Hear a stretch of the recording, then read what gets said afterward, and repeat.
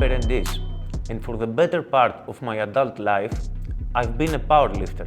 This story is the culmination of a decade of intense and relentless work towards a single goal, a goal that nearly broke me and made me want to give up many times. A never-ending process of proving to myself that my progress was finally enough. This video doesn't aim to glorify my behavior or serve as an example of what you should do. Rather, it's a cautious recollection of what led me to attempt an all-time world record deadlift.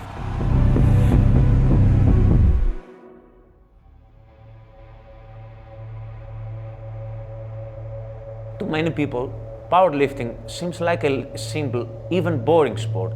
The goal is clear: to move a weight from point A to point B while gradually increasing the load. It's a continuous fight against gravity, knowing you'll never truly win. What most people don't realize is the sheer amount of effort and time required to reach those goals. Diligent planning of every training cycle, strict adherence to a proper diet, consistent sleep, and the constant management of daily life stressors. I discovered the gym and resistance training as a teenager. I had a negative self-image and lacked confidence, so it became a way to improve myself. First to lose weight and later to build muscle. At first, I trained mostly with machines and did a lot of cardio. But at the age of 20, I discovered strength training and powerlifting. This quickly became more than just a passion. It was my escape from reality and, at times, the only thing that helped me cope when I felt emotionally or mentally at rock bottom. It forged my character, instilling the values of hard work, patience and resilience. It also distracted me from working on other aspects of myself that I should have addressed sooner. I didn't consider myself a true powerlifter until I competed in my first meet in December 2014, just over a decade ago. Fast forward to February 2023, my first competition in the US, the Ghost class. It was arguably the hardest time in my life, mentally and physically. I had been chasing a 400 kilo deadlift in training, planning to attempt the 410 all-time world record deadlift in competition, hoping it would make me happy. I was totally wrong. I fell short of my goals, but still managed to total 880 kilos, 65 kilos more than my previous meet, and achieved the highest performance ever by a Greek lifter. Signing up for this next meet, I had 3 goals: achieve a 600 dodge score, come close to the second all-time total in the 90 kilo class, and last but not least, attempt an all-time world record deadlift. I was in the best mental state of my career, but my body had other plans. After managing some persistent knee and pec pain and finally being able to push my lifts, a new issue appeared: severe adductor pain, which limited my squat and deadlift for the last 2 months of prep. Both my training volume and top end strength suffered from this. Also, a strain in my hip and lower back area made it nearly impossible to complete my final week of prep. I had to taper much more aggressively than usual. I finished this prep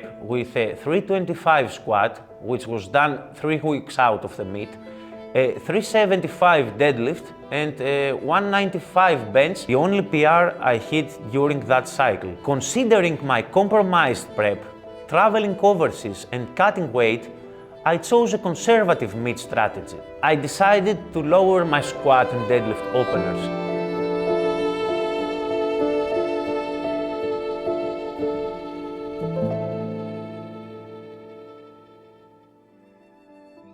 I arrived in Miami a week early to adjust to the different climate and 7-hour time difference. This time, I felt better with each day. I made weight at 89.1 kilos the day before the meet and followed a structured feed: simple carbs, water and sodium. I opened at 290, which moved like a warm-up. My second, at 310, was smooth. Which version can you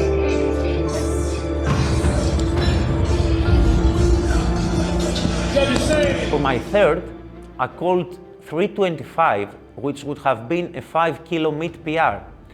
It moved well, but I was called for depth. I felt like I had more in the tank, but unracking it felt heavy, likely due to the larger taper. I probably cut the depth slightly high because of this. 16 pounds. This is massive.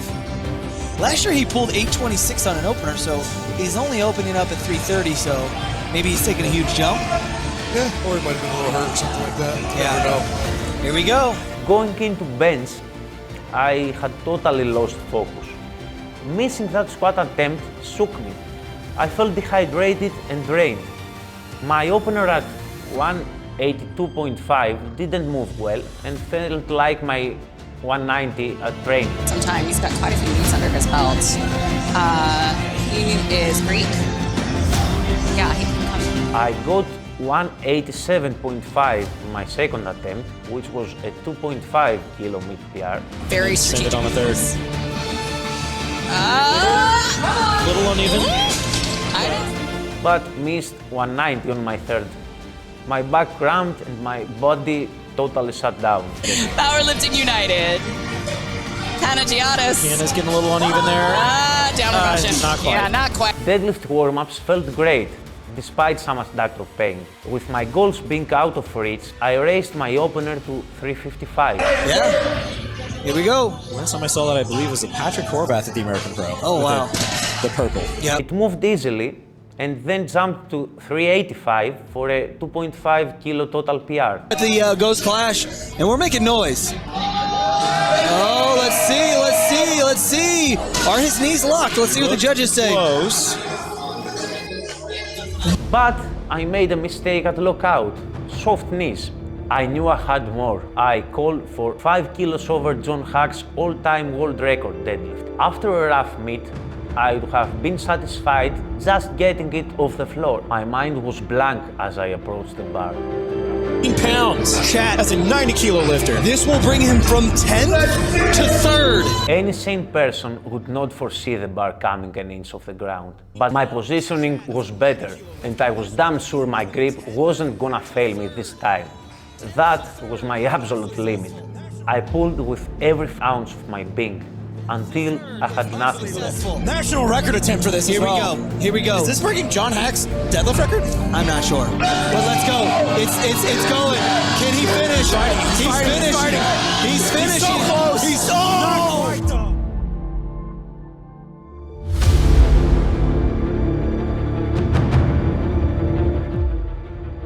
I still don't know how I got that close after a bad prep, a tough meet, and a draining travel schedule.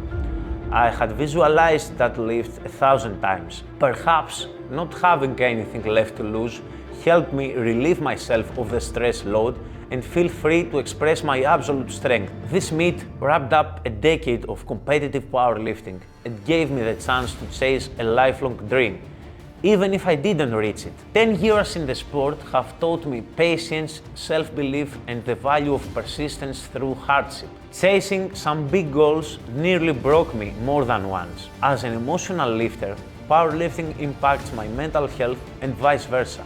After coming so close to something so extraordinary, I realized that it didn't start this way, and it shouldn't have to be this way if I ever wish to reach my goals. In reality, maybe the goal was never the numbers. It surely hasn't been for my 20-year-old self. I now hope to be the powerlifter who fell in love with the sport about 10 years ago. See you in the next one.